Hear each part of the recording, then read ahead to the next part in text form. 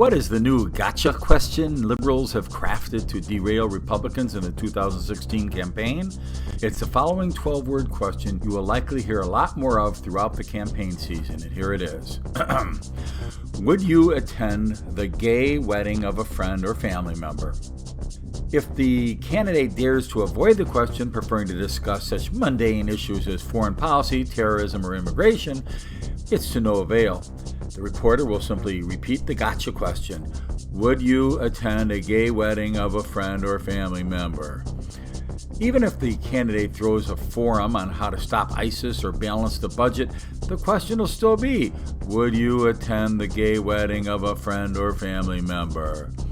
Such profound journalism. So what's a candidate to do? They need publicity, so they allow the liberal news organizations to attend their events. But on the other hand, they know that the question is on par with, do you still beat your wife? Either way, they lose. But Joseph Farah of WND.com has come up with the antidote to that question. He urges candidates simply to answer, quote, your liberal bias is growing abundant, unquote. Next question.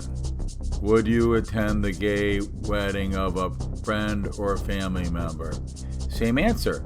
Your liberal bias is glowingly abundant. Historian Paul Kenger warns that Republicans are simply setting themselves up for failure if they fall for this trap. He advised GOP candidates to, quote, firmly respond that things like this have nothing whatsoever to do with being president of the United States, with cutting taxes and the deficit, with restoring economic growth, and with fighting ISIS. They have everything to do with liberal journalists trying to corner and take down Republicans. I would tell Republicans to look the journalist in the eye and say, quote, what you're doing here is totally transparent. Your political bias is glowingly apparent. Stop it, unquote. Rick Santorum declared publicly he would not attend a same-sex marriage, saying, quote, that would be a violation of my faith, unquote. But current presidential hopeful Ted Cruz rejected the question, saying it is hypothetical and that the real issue usurping marriage authority from the states. John Kasich told his homosexual friend that he would attend his quote-unquote marriage ceremony. Scott Walker already attended a friend's homosexual wedding reception.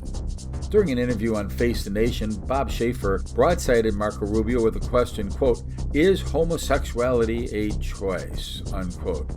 Rubio was on record saying he's willing to attend such ceremonies, answering by saying, quote, sexual preferences is something people are born with. Huh? Sexual preference? That's something you're born with? How can a newborn baby make a quote-unquote preference or make a quote-unquote choice? Bottom line, once a candidate even dignifies as normal any of these horrendously immoral behaviors such as homosexuality or abortion that liberals have foisted upon our country as being acceptable choices, they've already lost. Instead, if asked a gotcha question about abortion or sex, the candidate might be well advised to answer the reporter with a couple of questions of his own. Like, do you think a newborn baby should have the right to be born? And if so, should they also have the birthright to any sexual preference they so desire, including having a sexual affair with your spouse tonight? Oh, and should they be allowed to be pro-choice, including being allowed to murder whomever they choose, whenever they choose, including you? But before they totally freak out over your question, assure them that you're pro-life and that you don't advocate killing anybody, born or unborn. And further reassure them that you do not espouse adultery and you never would have adultery with their spouse because you're pro-traditional marriage and pro-biblical morality.